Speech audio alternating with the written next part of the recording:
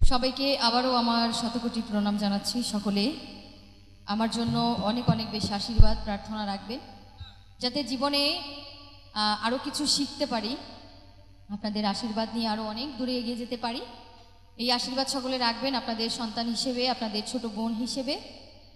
আজকে অনেক ভুল ত্রুটি হয়তো বা আমি মঞ্চে করেছি, আপনারা সকলে মার্জনা করবেন এবং টিম নিতুবালাকে আশীর্বাদ করবেন, যাতে আমরা এই ছোট্ট ছোট কজন মানুষ আমরা আরও শিখতে পারি।